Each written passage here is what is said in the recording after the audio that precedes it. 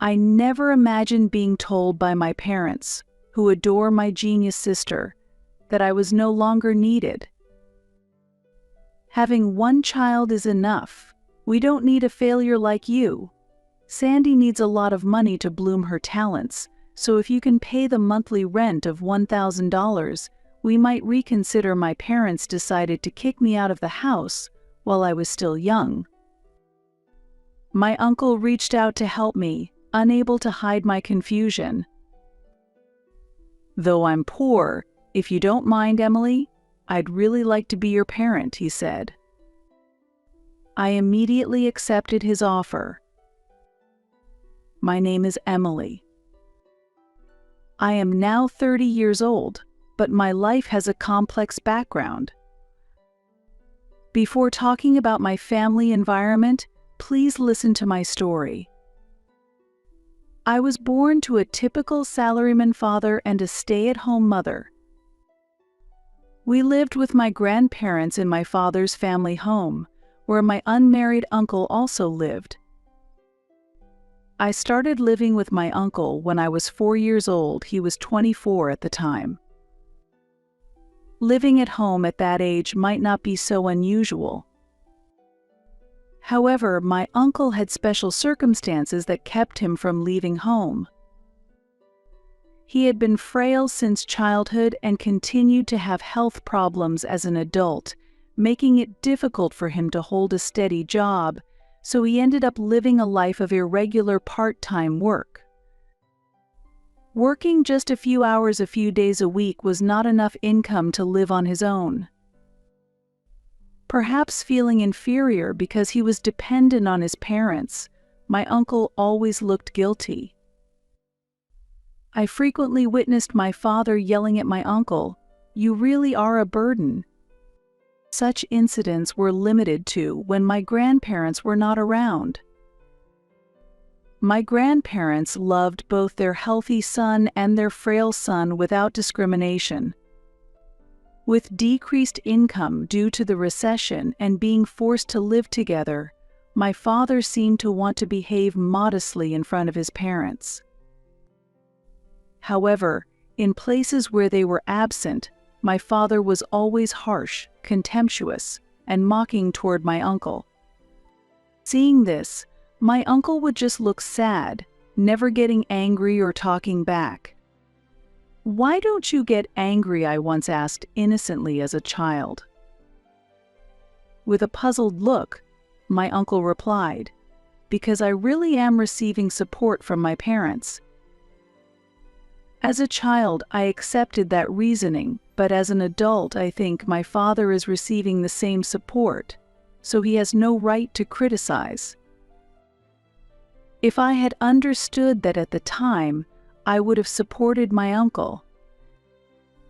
Unable to grasp it as a child, I felt uncomfortable when my father raised his voice at my uncle but couldn't speak up. It's true that the atmosphere was peaceful when my grandparents were around. Under their watch, my uncle would smile gently, and my father would hide his emotions and behave accordingly. My mother was too busy caring for my young sister and me to pay attention to the relationship between my father and my uncle. As a child, I believed these days would last forever. However, our everyday life changed unexpectedly. My grandparents died in an accident. I was 6 years old at the time. My sister and I cried bitterly, overwhelmed by deep sadness and loneliness. I clearly remember my uncle also quietly shedding tears. But what I can't forget is my father's laughter. Yes, he was laughing. Despite the death of his own parents, he never cried. Not when we rushed to the hospital, not while preparing for the funeral. It wasn't just that he was composed, it was clear to me, even as a child, that my father was not grieving. And that conviction only grew stronger. On the day of the funeral, my father was laughing secretly, thinking no one was watching. I happened to see his face in a moment, and I clearly caught his expression. It wasn't a laugh born of sadness or confusion, but a smile of genuine joy, the kind of happiness I, as his daughter, recognized. My father was inwardly pleased with the death of my grandparents. He was probably considering various financial benefits. That smile was very unpleasant, and it felt terrifying to me as a child, making me cry.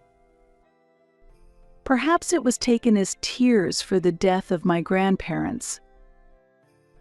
At that moment, my uncle put his hand on my shoulder and gently stroked it with a tender gesture. My eyes were red with tears, but my uncle's eyes, while filled with sadness, watched over me with warmth. Why was this so? Despite being blood brothers, my father and uncle had completely different reactions to our parents' death. At that time, my suspicions about my father deepened. Afterwards, my father's behavior changed significantly. His attitude towards my uncle became noticeably colder, and he would say things like, "Why should I have to take care of a useless person like you? You should be grateful just to be allowed to live here," he also said.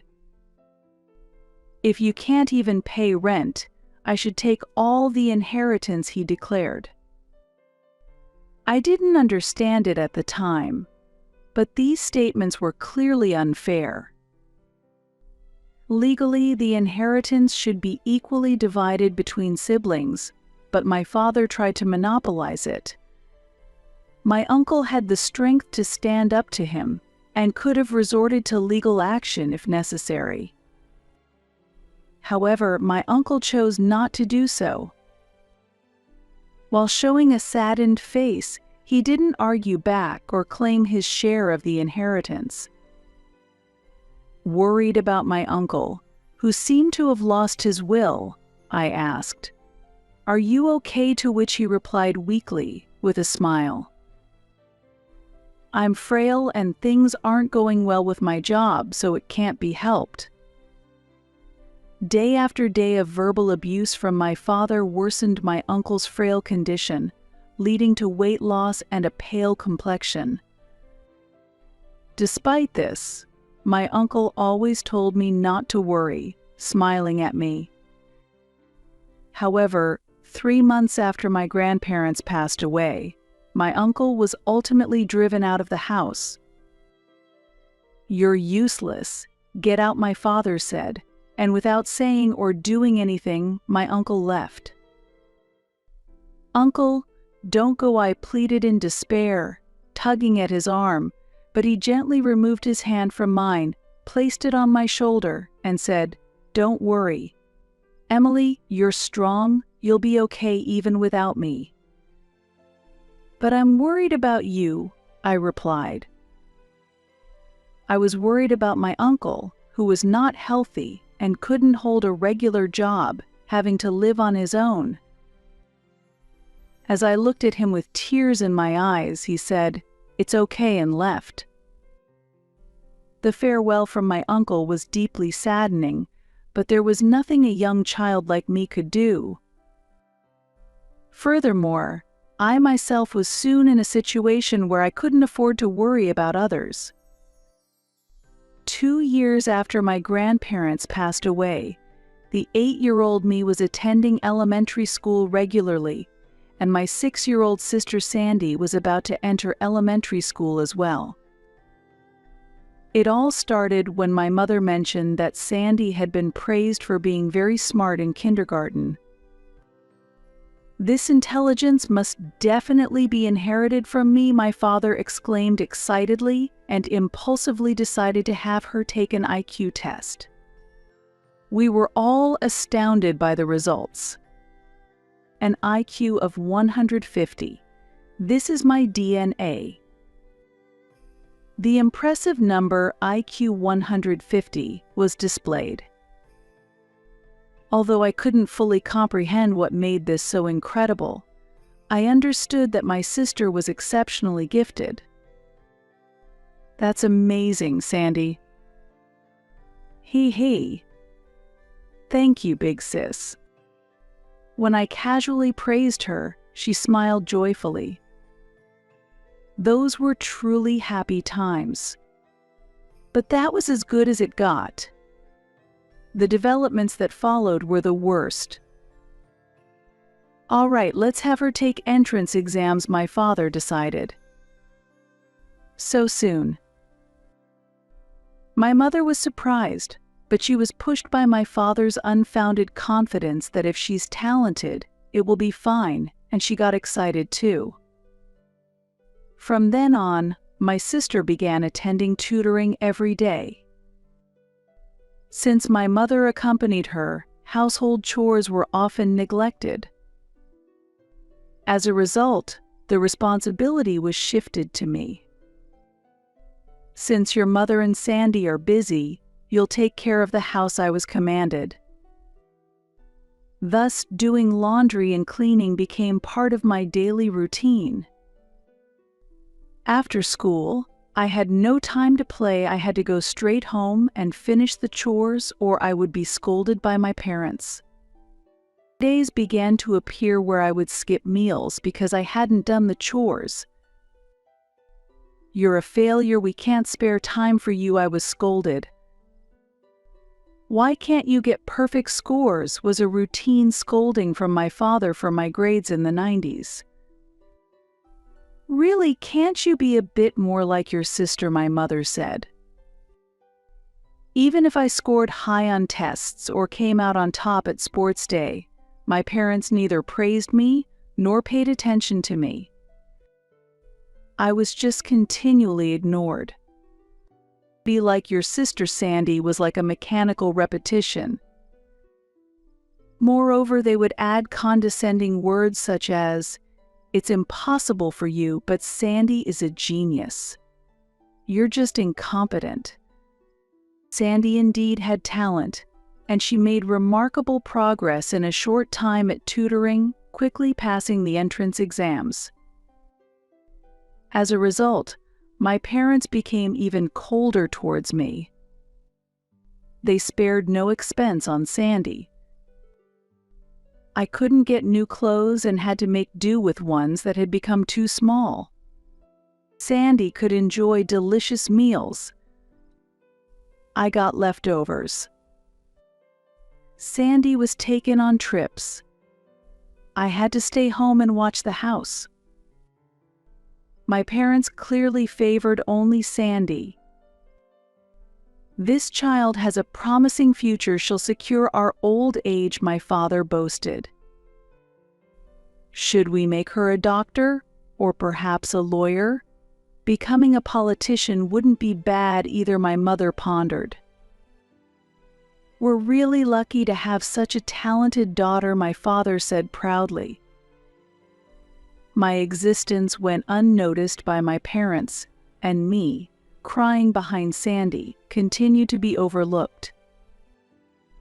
Then, when I was 10 years old, my parents made a cold declaration. "One child is enough. We don't need a failure like you. Sandy needs a lot of money to bloom her talents, so if you can pay the monthly rent of $1,000, we might reconsider," they said. What I was bewildered. "We're saying that one child, Sandy, is enough," my father continued. "That's impossible. What am I supposed to do alone?" I said. "Why don't you try contacting your uncle for now? We'll give you some pocket money. Figure it out on your own," they said, handing me a little bit of money, and I was driven out of the house. I cried and banged on the front door, asking to be let back in, but there was no response. The door remained closed. In despair, I headed to the station. Even at the age of 10, I had the necessary knowledge and could take the train. I asked people for directions and finally arrived at the apartment where my uncle lived. When the bell rang, my uncle came out, showing the same kind face as always. He looked surprised but invited me inside, and when I explained the situation, my uncle showed his anger. "What are they doing?" my uncle exclaimed. I wasn't being scolded myself, but I was tormented by guilt for being forced out. Not knowing what to do next, tears welled up in my eyes. At that moment, as I looked down, my uncle gently placed his hand on my head. That hand, memorable for its size and warmth, was full of compassion.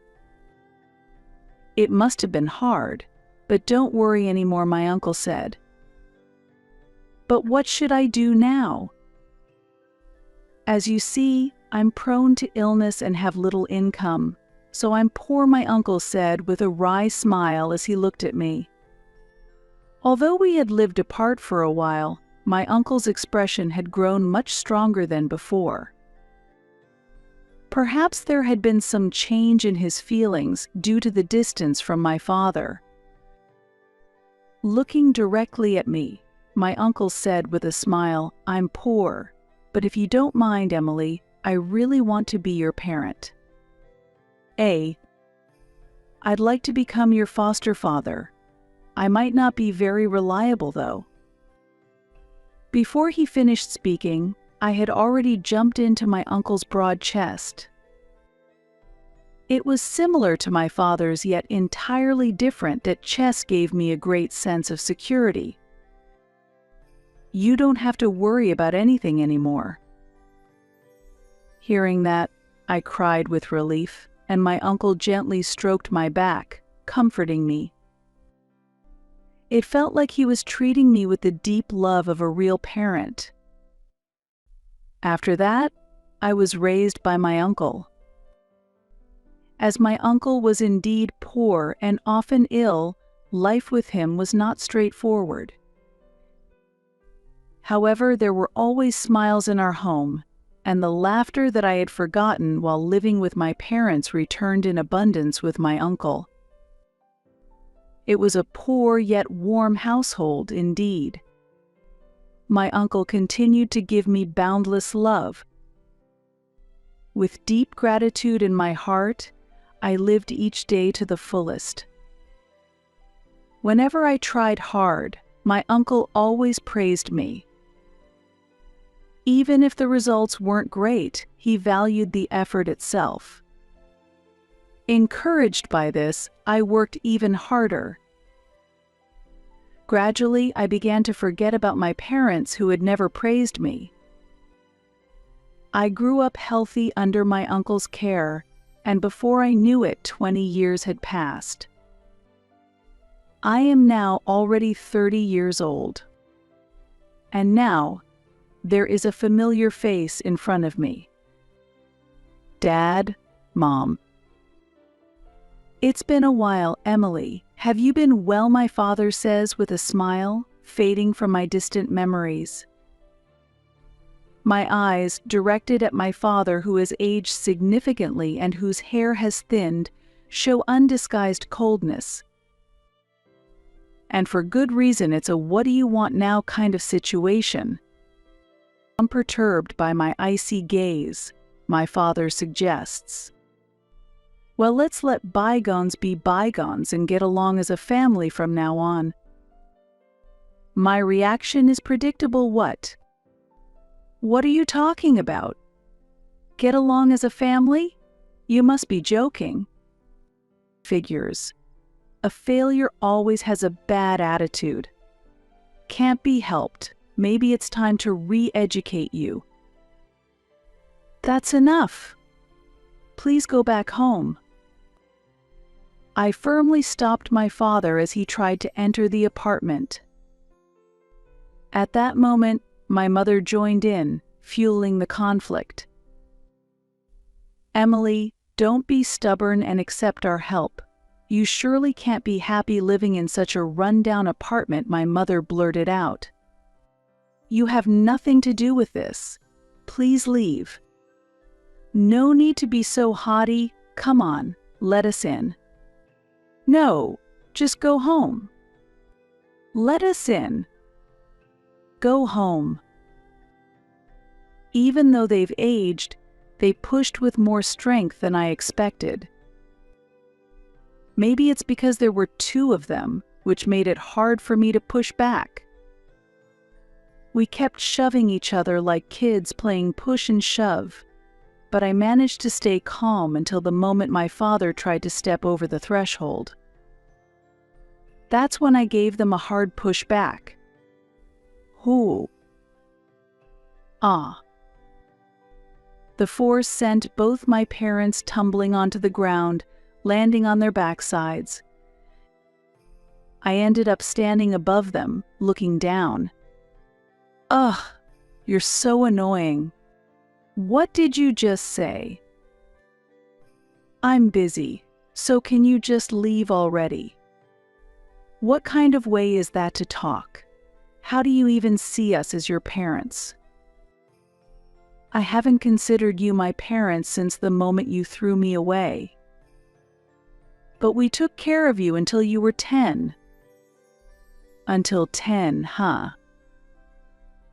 If there's any time I can say I was actually taken care of, it was only when my grandparents were around. Yet you survived, didn't you? That doesn't give you the right to act all high and mighty. As they struggled to stand up while holding their backs, my parents looked much smaller. Even though they're in their 50s, they already seem like they're in their 60s or 70s. You're the ones who said it yourselves, didn't you? That Sandy was enough.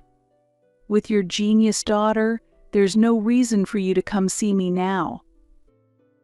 Well, it's not so simple anymore.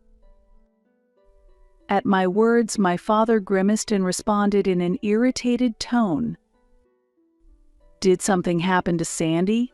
What? Did she end up in need or something? She became a lawyer. Well then, there's no problem, right? That's amazing, just what you'd expect from someone with an IQ of 150. Oh, or so we thought, until she suddenly disappeared. That's quite surprising. As I listened further, it turned out that Sandy had successfully graduated from law school, went to grad school, took the bar exam, and although she didn't pass on her first try, she eventually did and became a fully licensed lawyer after her training. So why would she go missing after all that? She left a note saying, "I won't be taking care of you two," and then she just vanished. That's a tough situation. So in short, she's abandoned you. Congratulations. There's nothing to celebrate. That ungrateful child, after all we did to raise her, this is how she repays us. Well, I guess that's what happens when true love is lacking. While my parents may have showered my sister with excessive attention, it likely felt like nothing more than suffocating control to her. Parents who change their behavior based on an IQ score. Parents who burden their children with unrealistic expectations. Parents who disguise their selfish desires as affection. It's no wonder my sister grew fed up with that environment. Actually, the company went under. Well, given the times, that's not surprising. We barely got any severance pay, and the unemployment benefits are about to run out. That's great news. It's not great at all. It's hard enough trying to find a new job at our age. That sounds rough. Their obvious frustration only made me smirk with disinterest. That's why we want you to take care of us. The sudden demand wiped the smile off my face. No. What did you say? How can you just abandon your parents like that? The only real parent I have is my uncle, who has taken care of me since I was 10. What? My response left my father speechless. You knew I was living with my uncle when you came to this apartment, didn't you?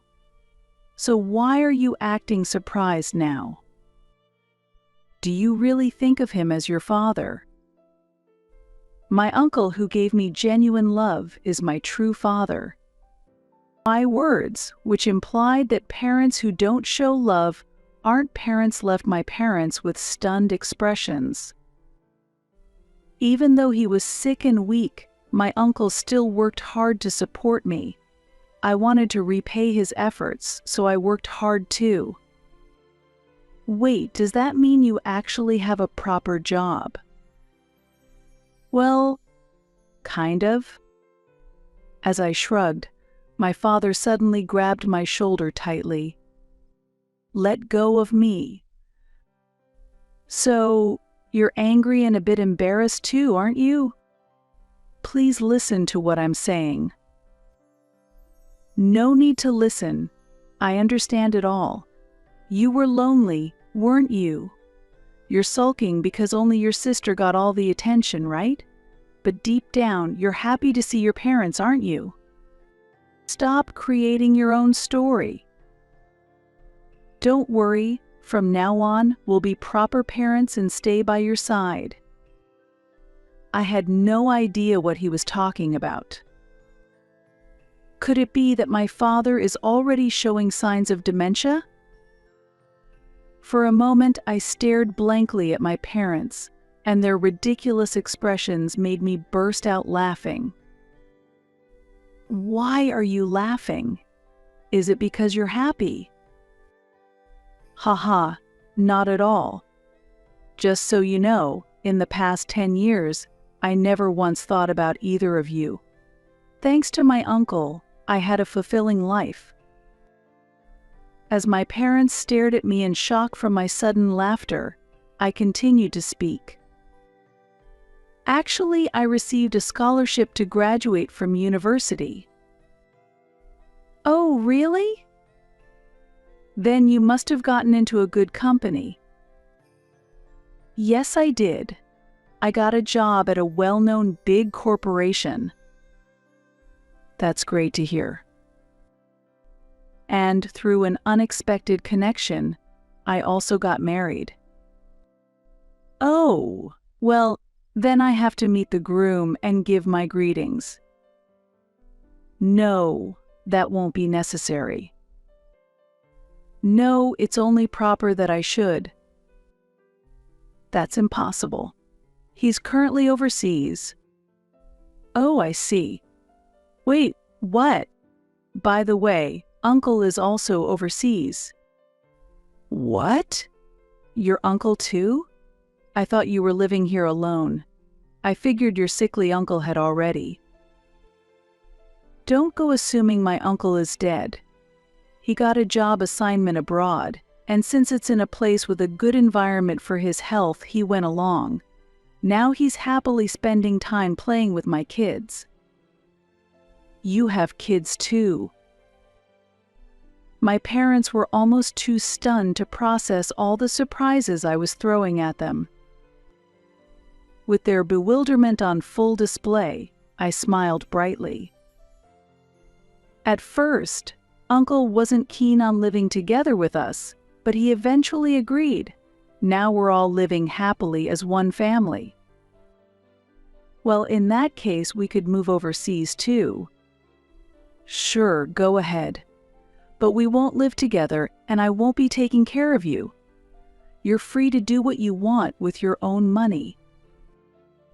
That's impossible.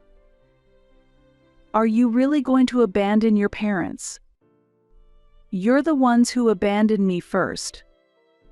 My patience finally snapped at their selfish demands. My parents' faces turned pale. I have no gratitude toward you for anything, but I owe a great deal to my uncle. From now on, I intend to repay him for all he's done for me. That may be so, but at least send us a little money, please." Uncle never touched the money I sent him and continued to live in this old apartment the whole time. But now, he's finally agreed to leave here and live with us overseas. I'm just here to finalize the paperwork. What? On the very last day of leaving this shabby apartment, the fact that you two show up, what a coincidence. Wait, what? You're leaving. The process is already done. I'm just returning the keys and then I'll head back to our home overseas. What about us? Are you just going to leave your mother and me behind? My father asked in shock, and I nodded clearly. Thank you for abandoning me.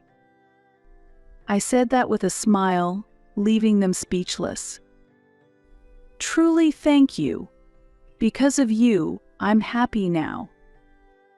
With those words, I walked past them. How does it feel to be abandoned by the daughter you once threw away? I asked one last time, but there was no response. Without waiting for an answer, I left. It felt like this was the final goodbye to my real parents. After that, I returned to my home overseas. Throughout my life with Uncle, I worked hard and persevered. That effort paid off, and I secured a job at a reputable company. Later, I got an opportunity to work abroad, and it was there that I met the man I married. Uncle shed tears of joy as he celebrated our union. Soon we had children, and we invited Uncle to join us, and now we're all happily living together as a family. My husband, our children, and of course Uncle too. And I hope I can meet someone wonderful like you did, Big Sis, said my sister, who stood beside me, smiling as she watched the kids play in the garden. Don't worry, you'll find someone great. You're finally free from our parents' control, I reassured her with a smile. That being said, I really need to get used to this new job, my sister said. Why not try getting a law license in this country, I suggested. I'm not interested in being a lawyer. I've had enough of doing what our parents wanted. I want to take on a job that I truly want to do, she replied. You're right, I agreed. Right after our parents abandoned me, a letter from my sister arrived at my uncle's house.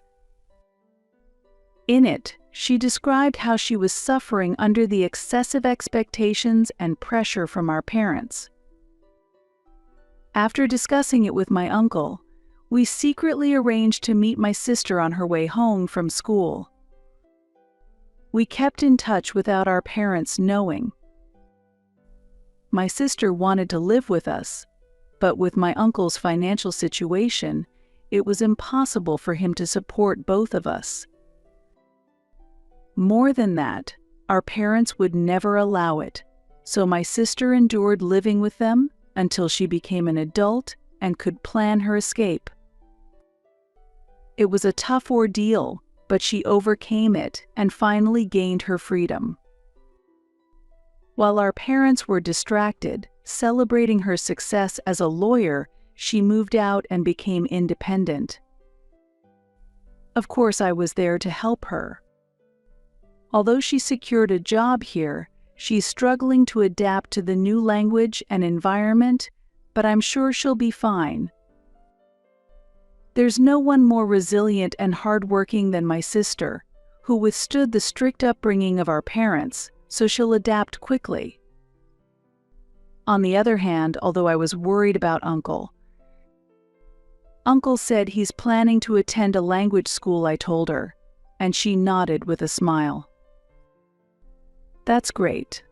It's never too late to learn. His health has improved a lot, so we should enjoy life more now. You're absolutely right. Our parents quickly ran out of money after they selfishly squandered the inheritance. Even though they continued to invest in my sister, they eventually lost their jobs. When they sold the house, they were left with very little, as it was tied up with home improvement loans. They've been asking relatives for financial help, but everyone has responded coldly, leaving them to live in poverty. I heard from a relative that arguments between them are constant. I believe there should never be favoritism between siblings or unfair treatment of one's children, I said, reflecting on the past. You're absolutely right. Once again, my sister nodded in agreement with my words. No matter what happens, I'll always be here to support you, Sandy. You've already done more than enough. Thank you so much, big sis. Seeing how much my sister had grown brought tears to my eyes at that moment. What do you mean by support? Suddenly, I felt a gentle hand on my shoulder. It felt slightly smaller than before, but still warm. I turned around, squinting as I smiled. Thank you. Huh? As I turned, I saw my uncle standing there, looking surprised at my words. I smiled warmly and said, "Thank you, Dad. I love you."